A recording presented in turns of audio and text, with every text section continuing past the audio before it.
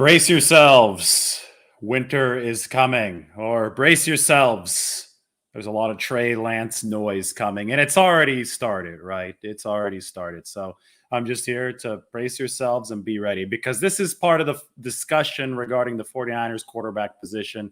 At all times, there's going to be noise, including what we just heard the other day. And I'll go through that all in a bit on this nice Friday afternoon video. My birthday went well. Those of you who guessed the other day, I can let you know I'm 34 years old now, turned 34 on Cinco de Mayo. Obviously didn't make a video yesterday because we're out here. I was working still in Russian River and wine country, beer country as well. We're going to hit up Russian River Brewing Company here a little bit later today on Friday, but have a house rented out with some friends, having a good time and ready to move on with the 49ers offseason. So those of you who guessed, it's 34 years old. I know some of you guessed 65, some of you guessed 21. I think somebody guessed 70 years old. That was really nice of you. But I was more offended by the 21 than the 70 years old. I think that you should age like wine, right? But somebody said 21. I know you're joking.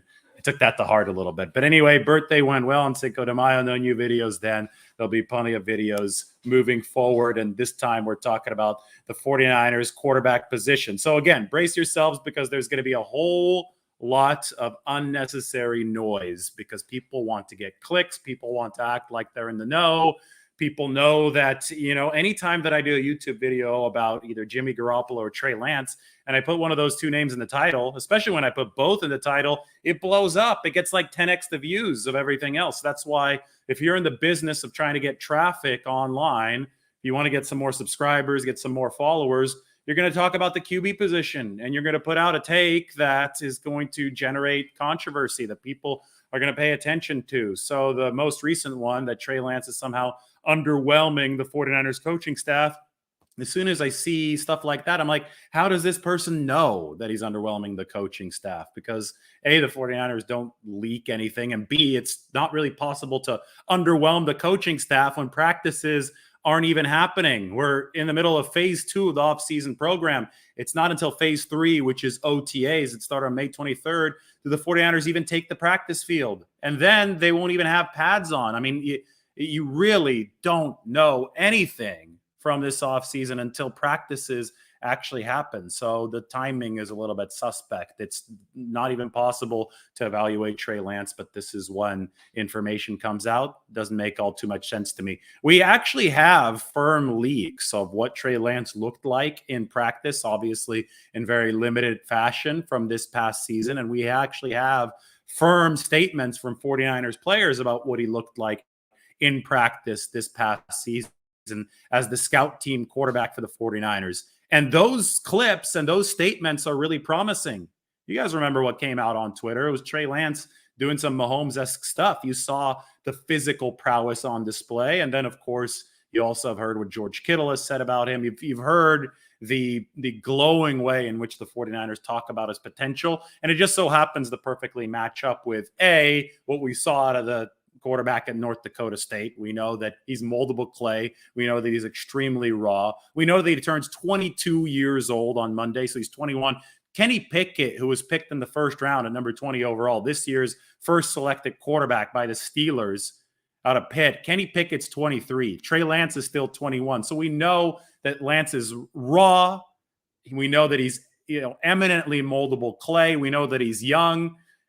And we know what his teammates have said about him. And we also have the 10 quarters of data from this past season. And over those 10 quarters, which I've broken down in the quarter-by-quarter film review that you could find here on the channel. So go ahead and hit that like button and subscribe. You can see the all 22 of all of that Trey Lance action. But what we gathered there is that Trey Lance was improving snap by snap, quarter by quarter. He was a much different quarterback.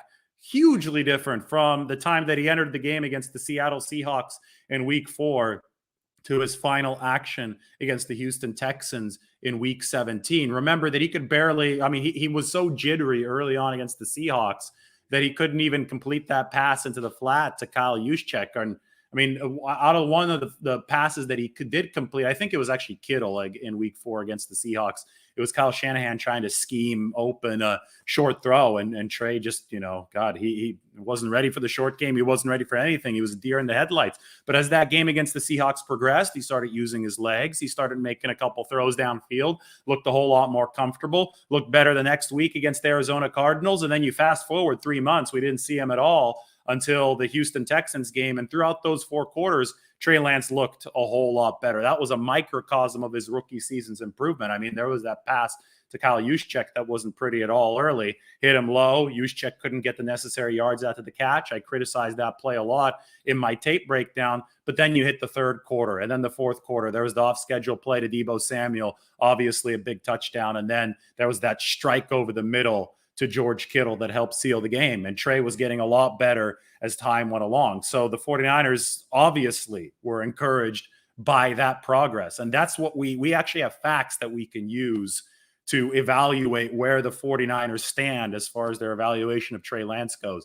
And the facts are what's on record, and what's on record has been the 49ers complimenting this guy genuinely. I mean, you could tell we have brains. We can parse when something isn't really genuine and when there's actual genuine enthusiasm about a guy's play. And I think you could read that into George Kittle's talk about Trey Lance. And we have the actual tape.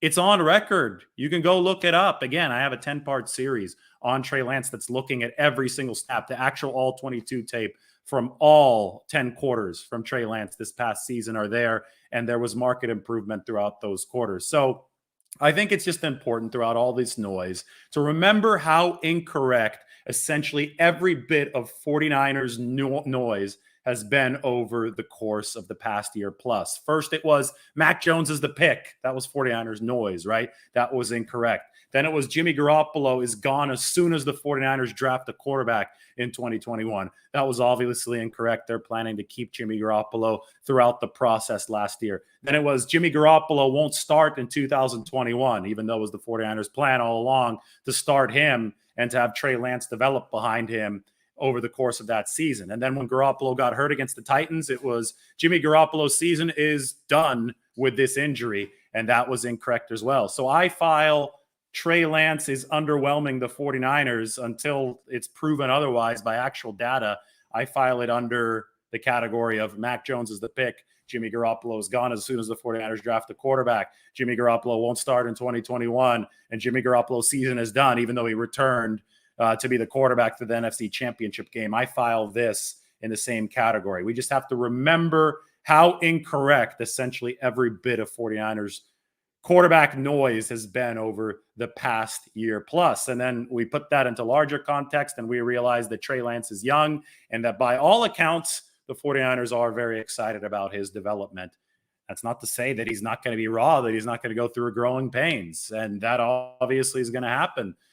We're not even 100% sure what's going to transpire over the course of this offseason. And speaking of Jimmy Garoppolo, I get it. The noise is probably going to be louder. It'll be amplified. That noise that's going to be there no matter what with the quarterback position will be amplified as long as Garoppolo is on the roster. But we can bury our heads in the sand and just scream that Garoppolo's on the roster, or we can look at why he's still on the roster. And it's obvious that the 49ers have been shopping him in a trade. It's obvious they've been excited about the prospect of the Trey Lance era starting in 2022. And it's also obvious that Garoppolo had shoulder surgery in March that has delayed any potential trade talks and that he's not owed any guaranteed money so that the 49ers can hold him for the time being and wait to see if some of those trade talks, some of that trade interest regains momentum once he does return to throwing the football in late June and early July. So that's all I have to say about this Lance Garoppolo situation is brace yourself for the noise. And it is Friday afternoon. It's 3:33 p.m. on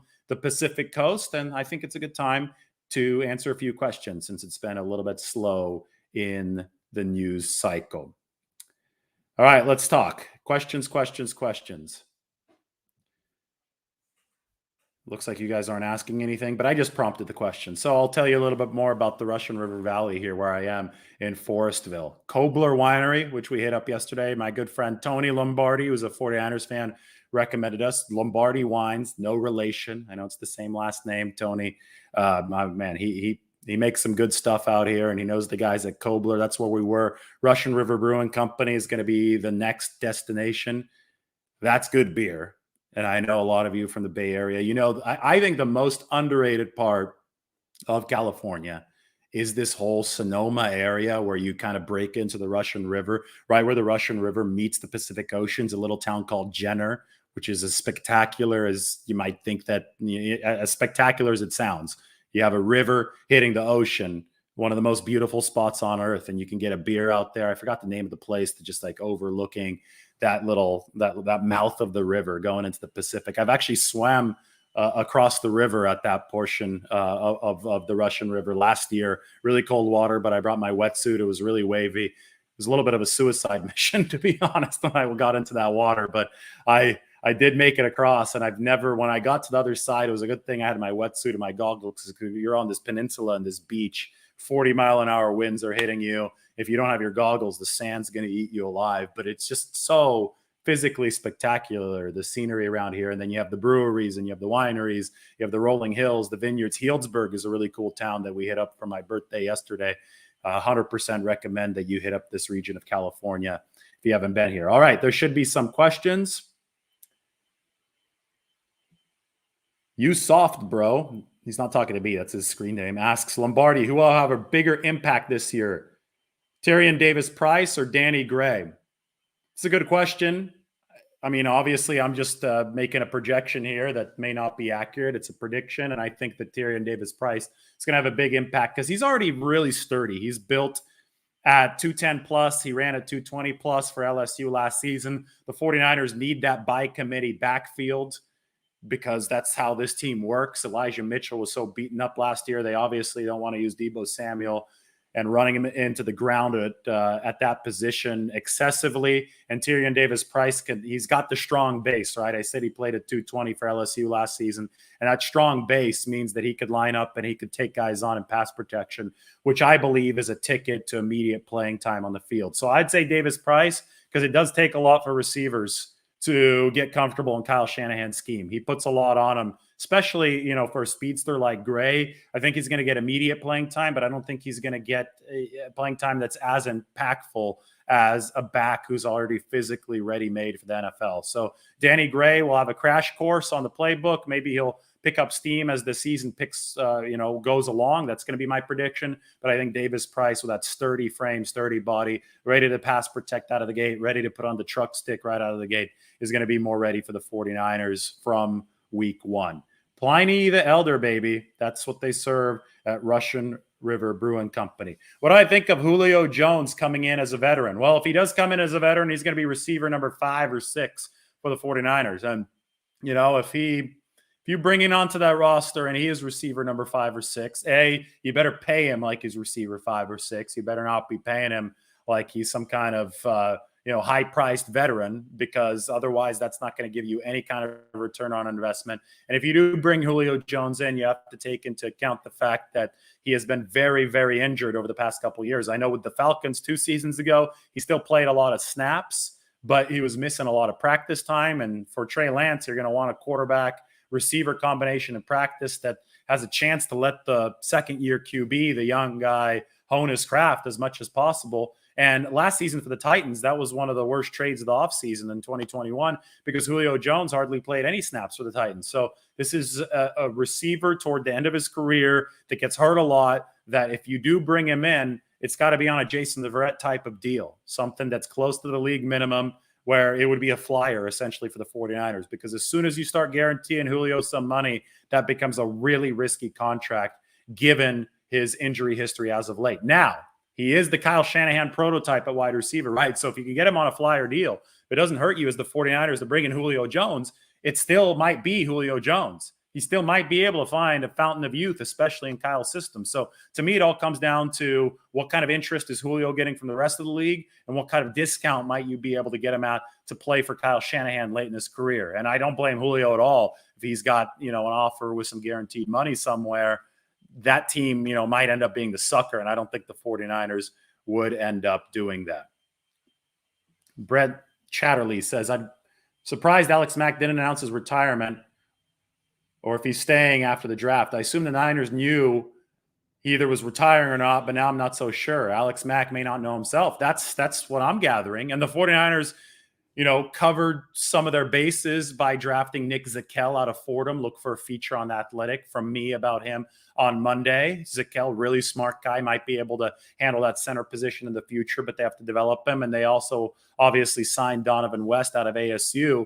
But right now, the 49ers haven't made any moves beyond that at the center position. I don't think either West nor Zakelj are short-term moves at center. I think both of those guys would be developmental prospects. And J.C. Treader is still a free agent. So the 49ers have said that they don't know exactly what Alex Mack is doing, although they're speculating that he's leaning a certain way. And Alex Mack obviously hasn't come out and said anything. So in the Joe Staley situation, we found out during day 3 of the NFL draft what was going on, right?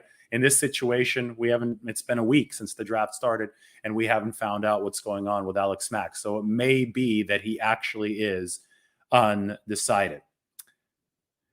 Do we think the Niners are going to have a more downfield game plan this year now that Trey has learned the playbook better? Well, if Trey does indeed start for the 49ers, yes, it gives you more of an off-schedule component with the big rocket arm downfield with Trey Lance. But I think, most of this lies in the weapons who go downfield. Danny Gray is here, the rookie third-round pick for the 49ers, to help him stretch the field. I mean, the guy was one of the 5 fastest players in the entire draft, according to Kyle Shanahan. And he actually believes that he can be a dynamic, changing wide receiver. They tried to have Travis Benjamin play that role last year, but Benjamin was too far on the downslope of his career to make that work, only 1 catch. So maybe Danny Gray fits into that role. Maybe Trey Lance is able to uncork a few. But at the end of the day, your pass protection has to be better than it has been in recent seasons to give Trey Lance, the presumptive starter, assuming he is going to be the starter, a chance to have time to throw downfield, because not everything can be an off-schedule strike. You do want scheme strikes downfield with Danny Gray and company, maybe even Brandon Ayuk.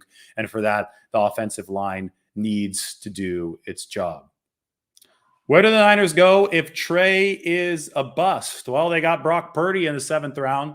But hey, at some point, you've invested so much in Trey Lance, and I get it. There were lower first-round picks, at least one lower first-round pick, since the 49ers made it so far last season. So that's helped them as far as level of investment in Trey Lance. But every piece of investment is a risk. And I think you cross the bridge at the quarterback position if Trey doesn't work out when you get to that bridge. And we're still way too early in the process. Again, inexperienced QB in college, a lot of physical tools. They like where Trey Lance is here. They like what he's made of mentally.